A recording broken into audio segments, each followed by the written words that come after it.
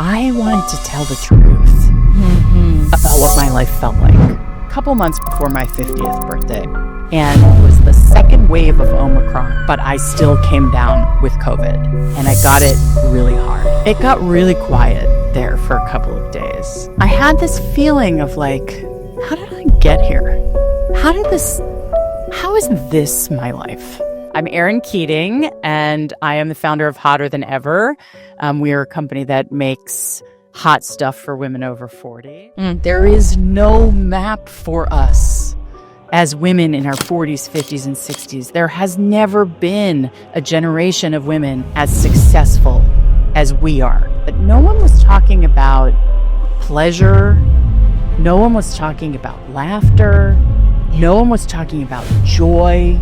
No one was talking about self-expression, saying the truth. All of that became possible because I had this open space in my life to reinvent. And pleasure isn't just sex. Yeah. No, pleasure is about letting yourself experience the world through your senses. The first thing I always encourage people to do is...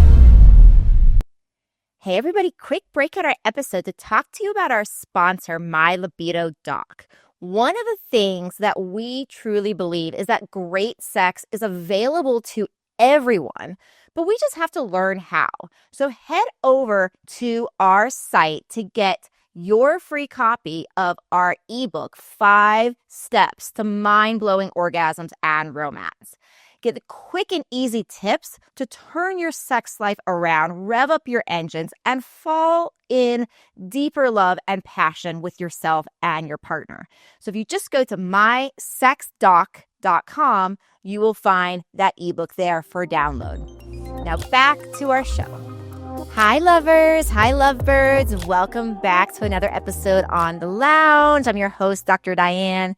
And as you just heard, I have an amazing guest, a new friend of mine, Erin Keating, and we are talking about what happens at midlife. Like what happens where so many people talk about midlife crises, right? But it doesn't have to be a crisis. I think midlife is a point in time where people start asking questions and, kind of go into the unknown around what is this part of our life supposed to look like? What is our purpose? What is it even supposed to feel like, right? Our needs, our wants, our preferences, our desires, so many things change at this point. So I have an expert for you guys today to chat about that.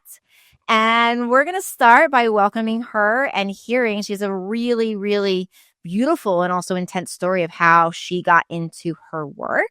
So welcome, Erin. Thank you so much for being here. And let's start by just telling us a little bit about the process that you went through with getting sick, with everything, you've told me offline, where you really decided to, reinvent yourself and say, what does this next part of your life, look like? Will you tell us about that? Absolutely. Well, thank you, Dr. Diane. I'm so happy to be here. And anything with the word libido in the title is for me.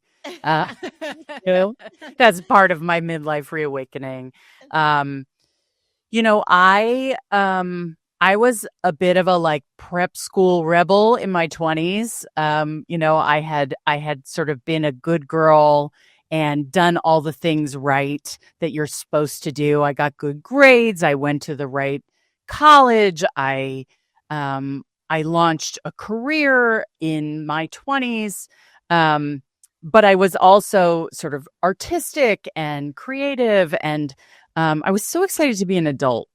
Right. I was so excited in my 20s to be an adult.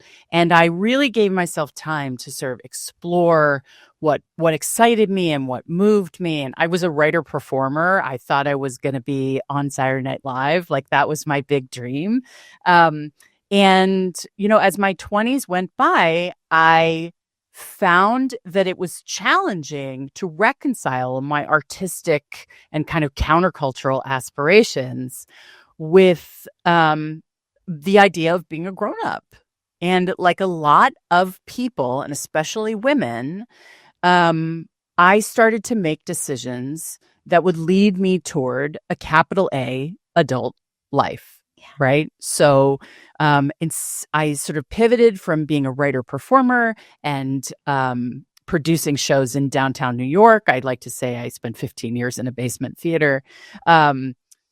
I really earned my chops that would lend themselves to a career in television. And that is what I ended up doing as I sort of headed into looking for a career with a capital C.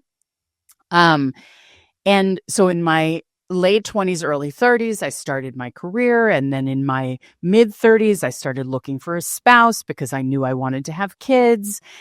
So then I had the career and I had the husband, and then I did fertility treatments, and then I got a pair of twins 14 years ago. And I started to build this life that looked like the kind of life that I was raised to want. Was it the life that I really, truly wanted? No, I wanted a more bohemian existence. I wanted not to actually ever have to get married, but to love someone so much that we were just renewing our commitment to each other every day in deed and in action. But I married someone who wanted to get married. So I was like, okay. And I, instead of sticking down the artist path, became a producer and an executive because I wanted to make a living. And sort of by a thousand cuts, I think a lot of us sort of go from our youthful ideals, our artistic inclinations, our more freewheeling, expressive selves, because we're trying to figure out how to get all the things that our mothers promised us, that we could have everything, that we could have it all. And so I started to build that life. And then in my 40s, I was like, wow, I've been striving for so long. Now I actually started to have the career, and I had the kids, and I wanted to live into the promise of my own success. But as time went on, I realized that the marriage that I was in was not the marriage I wanted to be in, and that the career had a very, very high cost. But I had bought a house, and I had a nanny to pay, and I had a title to fulfill, and I had a role to play in my domestic life. And I was really like, I picture it as like just, it's like a plate of pancakes, just like stacking up, stacking up. And then I'm the waitress who's like walking around going, I hope this doesn't all fall over, And I say waitress because I'm in service of everyone else, right? And those pancakes are not really for me. They're for the people in my life and for the structures that I'm serving. And about 6 months before, maybe a couple months before my 50th birthday, I was working from home. We were just getting through COVID, through the pandemic, and it was the second wave of Omicron. I was vaccinated, and but I still came down with COVID, and I got it really hard. And I thought, well, this is just like a bad flu. I'm just going to work through it. So I was still on conference calls, and I was still on Zooms, and I was still doing all the things that I was supposed to do, hacking up a lung, going on mute. And eventually it got so bad that I needed to check myself into the hospital. And I got to the hospital, and they were like, right this way. We don't understand why you have this so bad, but you need to come here and you need to stay here. And so I spent a long weekend at UCLA Hospital, and they wheeled me in a wheelchair down to the end of a long hall into a private room. And I thought to myself, oh my God, this is like a hotel. Like, here I am. It's quiet. I had an excuse finally not to be responsive to work. No one could ask me for anything. All the demands that have been pushing me to work while I was sick, to run my household while I was sick, to, you have little kids, like the demands are intense, and it got really quiet there for a couple of days. And my room started to fill up with flowers and well wishes from people. And the biggest bouquet was from my work. And that is a metaphor that will stick with me for the rest of my life. Like, those were the people who cared the most about whether or not I got well. And they hooked me up to all the IVs. They gave me all the drugs. I started to get better. I started to just think my own thoughts in the quiet of that room. And when it came time to leave the hospital, my now ex-husband, he had a really hard time managing the kids for 2 or 3 days without me. Yeah. And I think he had gone into a bit of a spin, thinking about what his life would be like if I was no longer there. And he was pissed. He was pissed. You know, sometimes men have like 2 gears, angry and horny. Not a lie. We had gotten to the place where we had 1 gear, and that was not horny. So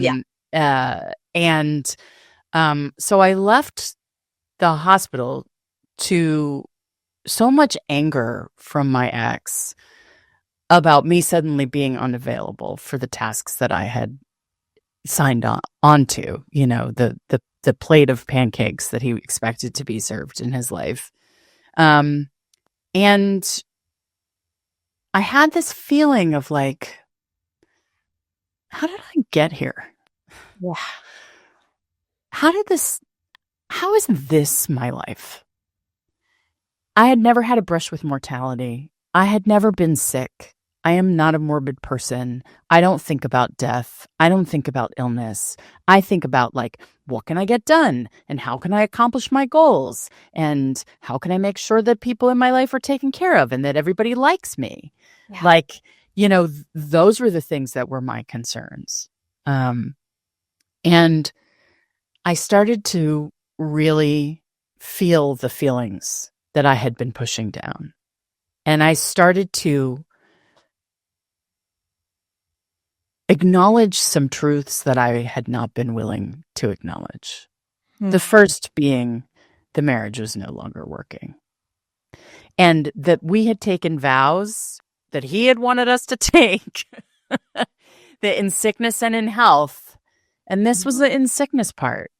And he wasn't able to show up for me in the way that I needed to be shown up for. I needed to be cared for. Yeah. Instead of being the one doing all the caring. And when those tables were turned and things were inverted, it didn't work. And so we decided to go to couples therapy. I turned 50 within that period. Yeah. And 6 months later, he moved out. And 6 months after that, I got laid off from my big, fancy corporate job. Wow, a lot of messages coming in so many ways. Everything happened in sequence so fast. Yeah. And I was left with a blank slate for my life. And I had a little bit of money in the bank. And I thought to myself, what do I want to do? Who do I want to be? And the first thing that occurred for me is that I was obsessed with podcasts. And I wanted to reclaim my own voice. And I had been licensing my voices to corporations for 20 years. I had been making them tons of money. I had really been evangelizing in service of these corporate missions that I believed in, that I was on board with, that I was being paid for. But given my own choice, I wanted to tell the truth about what my life felt like. Because I suspected that I was not alone in this generation of women who did everything right, who climbed the escalator. And then I got to the top of the escalator and I looked around and there was nothing. There is no map for us as women in our 40s, 50s, and 60s. There has never been a generation of women as successful as we are. There, literally in the history of planet Earth, there has not been a more capable, educated, professionally accomplished, doing the work on ourselves, evolving, generation of women. And I was like looking around and seeing lots of stuff about menopause, lots of stuff about elder care, lots of stuff about how you can fix your body and fix this and fix that. But no one was talking about pleasure. No one was talking about laughter. No one was talking about joy. No one was talking about self-expression, saying the truth. Like we've been shouldering these burdens for so long. We have been carrying our companies, our families, our marriages. And I think a lot of us are in a similar boat as I am, which is as the estrogen started to drop, which happens to all of us in our 40s, and my kids stopped needing me every second of every day. Now they're 14. They don't have the needs they had when I first started thinking I could probably get out of this marriage. That would probably be good for me. When they were 5, that was when I started having those thoughts. But there was no way. They were too little. And I didn't want to be a single mom. And then suddenly, like, all of that became possible because I had this open space in my life to reinvent. And I am in it. I am not on the other side of reinvention. And I'm not sure I ever will be. And I'm not sure any of us ever will be. But one of the first things I wanted to do was reclaim my voice. So I started interviewing incredible women who had experienced similar pivots in their lives or who had expertise about things that I was curious about. I started talking about relationships and love and dating and sex. And I started talking about career reinvention and identity and how to from, over loving and over extending yourself and how to create boundaries and all the things that I need. Those were the conversations I wanted to have. And women started to respond and say, thank you for being honest, for being straightforward, for being vulnerable. I am not an expert. I am on the journey. I'm just more deeply invested in these conversations and bringing them to other people as they're happening. And I've been sharing being honest too. And being honest. And being honest, which I think is really hard. Yeah. Well, it's such a great story, right? I feel like it's so relatable for so many women. And, when we're talking about this thing around like, okay, being really honest, like that point when you're in the hospital and you're actually saying like, what do I want to do? Like, how have you found in conversations with other people? Like, have you found any ways that or any like similar patterns of helping women actually get really honest with themselves with that question? Because I feel like we're not oftentimes led or even told it's okay as women to really get honest with ourselves around what do we want. And everything has this attachment around like, but I should be this and I That's should right. be this. And it's the list of shoulds, right? Yep. So do you have anything that you've seen come up with, people you've interviewed with your own experience to like help women actually start with that place of getting deeply honest with themselves of what do I actually want my life to look like? I think, there's a 12-step saying, we grow at the speed of pain. And I really believe that it's hard to make massive personal change if you are not suffering enough. But how much is enough? Right? So, hey, everybody, quick break on our episode to talk to you about our sponsor, My Libido Doc. One of the things that we truly believe is that great sex is available to everyone, but we just have to learn how. So head over to our site to get your free copy of our ebook, 5 Steps to Mind-Blowing Orgasms and Romance. Get the quick and easy tips to turn your sex life around, rev up your engines, and fall in deeper love and passion with yourself and your partner. So if you just go to mysexdoc.com, you will find that ebook there for download. Now back to our show. The first thing I always encourage people to do is write. Just get a pen and a piece of paper and check in with yourself and write, if I'm being honest, and then take it from there. Yeah. Because we all have things that we feel like if we admit them to ourselves, We either have to live with that truth and not change, or we have to change. Yeah. And change is uncomfortable. And we are taught not to be uncomfortable, to avoid uncomfortable feelings, to avoid awkward conversations. We are also taught to throw ourselves under the bus and sacrifice ourselves for the status quo and for, keeping the plates spinning. And if you are suffering enough in one area of your life or another, like for me, the starting place was sex. I had not had sex for 10 years, and I was headed into menopause. I was getting night sweats. I would wake up with like wet thighs. How disgusting. I mean, really? It has to be wet thighs? Thanks. Why? Well, why there? Yeah, I was not able to even bring myself to an orgasm. And I had been very orgasmic and very sexual when I entered my marriage, but through attrition and through things that eroded the trust in the relationship and through oversensitivity and everybody being so touchy about everything, me included, the intimacy part of our lives, like the physical intimacy part, dwindled to nothing. And for me, that had been such an incredibly important way of being in my body and being connected to myself, that was the first thing I wanted to get back. And so really getting honest with actually, this is super important to me, was the first step on my journey of, reinventing for right now, how I do relationships, how I do sex, how I engage with my body, how I live in my own skin.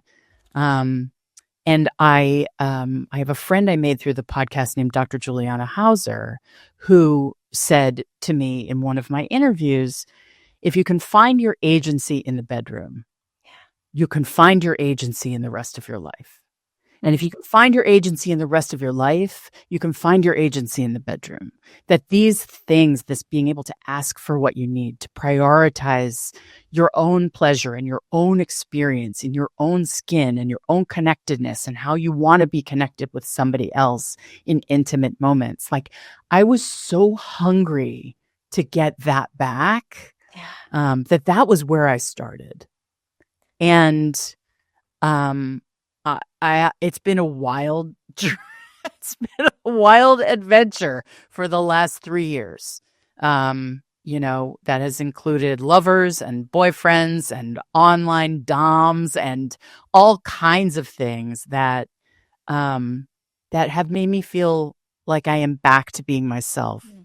And I'm connected to the vital, sexy woman that I was when I got on that escalator, Yeah. And if I can do it, if I can reconnect with myself and then use that juice to fuel the rest of my life, other women can do it too. I am not extraordinary in this way. Well, I love your story, and I do think you are extraordinary from a standpoint of everything you've committed to, right? A major commitment to say, hey, I'm going to want my life to be different, and I'm actually going to show up. And I think it's important to celebrate the, extraordinary in all of us. And I know there's women. I appreciate that. I'm not saying I'm not awesome. I'm just saying what I am doing is available to everybody. Yeah, it makes sense. I do know that there are women listening to this, and I hear this in my own work, that women get to a certain point and they're like, well, pleasure is not that important to me anymore. I don't need to engage in sex. And I think this happens a lot around, the 40s, the 50s. I think it happens due to a lot of different reasons. Some of it is menopause. Some of it is, I think people just get to a point where it's just going through the motions and we're doing all the shoulds. And it's the sex they're having. It's not sex in general. Right. And that's why I think there's a level of that, or the sex they're not having. Right. So I was so disassociated from myself. I was a head with no body. I mean, I really was walking around the only valuable things in my life come from my neck up, right? Like the important things I can handle with my brain. So then what do you say then because I think that's a very common thing, right? We get so much in almost this like masculine version of the feminine, which is super linear. It's solving problems. It's not in our head and not in our bodies. And we just start to lose that connection in this process to our femininity, to our pleasure, to our joy, our laughter, all these things you named earlier.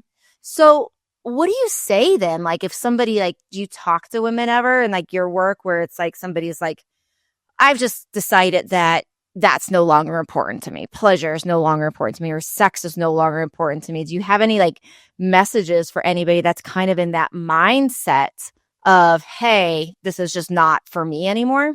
Sure. I mean, I think the first question is, has it ever been good? Yeah. Right. Great question. Because if you've never had great orgasms, if you've never felt like just that honey dripping through your veins feeling of like good, sexy vibes and good, oxytocin, like, then I don't understand what you would want to go back to if there's nothing to go back to, right? It is available to us, though, and the pleasure is so good for us.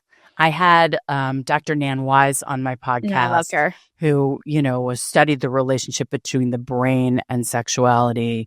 And if you're a person who's motivated by health, like you light up those pleasure centers in your brain, you are working on your longevity, you are working on your well-being, you are working on your cognitive skills. And, if you're a person who's like, well, I'm